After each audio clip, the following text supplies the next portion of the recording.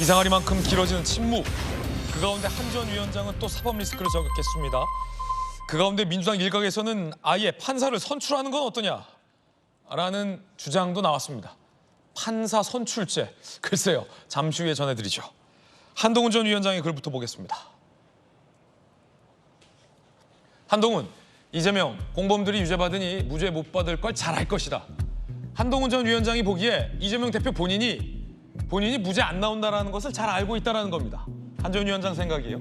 그러니 대통령 당선을 감옥 안갈 탈출구로 여기고 있다라고 주장했습니다. 선거를 재판 확정보다 앞당기려 할 것이다. 희대의 무리수를 써야 출마 자격이 생긴다라고 얘기했습니다. 한 전 위원장, 법무부 장관 출신의 한 전 위원장이 보기에 이재명 대표는 무죄가 안 나올 것, 그리고 그걸 이 대표 본인도 잘 알 것이라고 주장했습니다.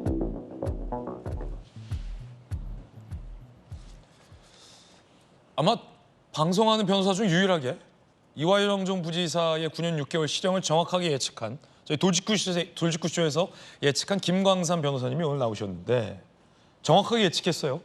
9년 6개월에서 10년 사이 나올 것이다. 정확하게 예측했고 예측이 적중했는데 한 전 위원장이 예측을 하나 더 못했어요. 이재명 대표가 무죄 나오기 힘들 것이다. 그리고 그걸 본인이 가장 잘할 것이다. 자, 김광삼에게 또 하나의 예언을 부탁드리면 어떻게 보십니까? 일단 대북 송금이 곧 기소가 될 겁니다. 이번 주 아니면 다음 주에 기소될 건데 그러면 지금 재판받는 게 4개나 돼요. 유증이 있죠. 유증교사 있죠. 그러니까 일단 대장동과 관련된 게 있어요. 그다음에 유증교사 있고 그다음에 김문기 씨 안다 모른다 하고 허위사실 공표죄 하나가 있고요. 대북 송금이 4개 있잖아요.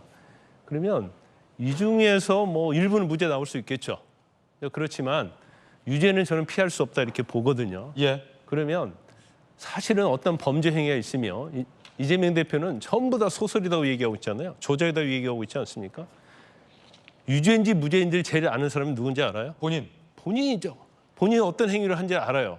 그러면서 검찰 수사받고 재판받으면서 이걸 다 숨기려고 하는 게 사람의 본성이에요. 예. 왜냐하면 처벌을 적게 받아야 하니까. 두 번째로 범죄를 제일 잘하는 사람이 바로 잘하는 직이 검찰이에요. 검찰. 수사를 엄청 했잖아요. 본인이 숨긴 걸 다 검찰은 찾아낼 수가 없죠. 예. 기소할 만큼은 찾아내는 거예요. 세 번째는 판사입니까? 세 번째는 판사죠. 세 번째는 범죄가 100% 피고인이 범했다고 생각해도 증거에 의해서 판단할 수밖에 없어요. 예. 그러니까 저거 죄 증거 맞은데 하는데도 어쩔 수 없이 무죄를 선고하는 경우가 있습니다. 네 번째는 사실 기자예요. 그렇죠. 이제 그럴 수 있어요. 이제 그럴 수 있는데 이재명 대표 관련해서 김용, 정진상, 또 형님하고 했던 김인서, 또 이화영, 뭐 거의 다 유죄 판결 난 거 아닙니까? 그러면 물론 이재명 대표가 알고 있느냐 모르고 있느냐를 전부 다 꼬리짜기로 아무리 커트를 한다 하더라도 예. 특히 대북 송금과 관련해서는 이걸 자르게 할 수 없어요. 이미 17번이나 보고를 했고 거기에 본인이 결재한 내역이 다 있고요. 예. 그다음에 이화영하고 김성태가 나눈 대화에 보면 이재명 대표가 모를 수 없는 거고 그다음에 대북 송금의 수혜자는 누구예요? 이재명 대표잖아요. 예. 어떤 사람이 법의 위험을 무릅쓰고 처벌받을 걸 감수하면서까지 저런 짓을 할 것이냐. 이화영 전 부지사가요. 대한민국 최초의 평화부지사예요. 예. 어느 지역 지자체 단체에도 평화자가 일어나가는 부지사는 한 명도 없었어요. 그러면 평화자를 붙여서 왜 평화자를 붙였을까요? 북한과 교류하라고 대북 협력 교류하라고 하는 거 붙여가지고 평화부지사를 했는데 왜 평화부지사 직함을 만들었느냐? 이재명 대표는 자기는 대통령 꿈이 있잖아요. 그러면 북한과의 관계 자체가 어떻게 되느냐에 따라서 자기의 대권의 꿈에 도움이 되냐 안 되느냐를 제일 잘 알고 있는 사람이란 말이에요. 그래서 머리를 짜는 게 평화부지사예요. 평화부지사가 어떻게 보면 이재명 대표 복심 역할을 하고 다 한 거죠. 이번 판결문도 보면 명백히 이재명 대표하고 같이 공모했다고 써 있지는 않지만 어느 정도 보고가 되고 그런 선상이 있다는 것을 간접적으로 판결문에 암시가 돼 있어요. 왜 이걸 직접적으로 못했을까요? 직접적으로 하면 또 판사 탄핵 얘기 나오고 엄청나게 강성 팬데믹 또 흔들 거예요. 또 이재명 대표랄지 민주당이 워낙 거대한 의세를 갖고 있기 때문에 판사가 견뎌낼 수가 없어요. 그래서 본인이 절충형으로 그 정도 선에서 판결을 굉장히 완화되게 저는 썼다고 보고 그다음에 판결문에 그런 내용 나와 있잖아요.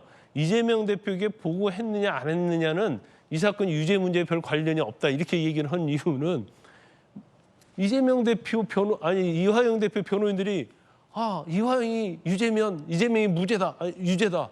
이화영이 무죄면 이재명이 무죄다 얘기였잖아요. 여기서 그걸 설시해버리면 이재명 대표가 유죄가 돼버리는 거예요.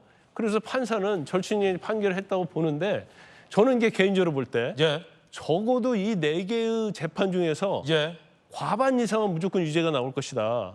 그리고 형량은 제가 이제 사적으로 나눈 얘기가 있지만 4개 혐의 중에 절반 이상은 유죄 나올 예, 것이다. 그 부분에 대해서는 제가 나중에 예. 이건 방송이기 때문에 얘기할 기회가 있으면 네. 형량을 한번 얘기해 보도록 하겠습니다. 지금 잠시만요.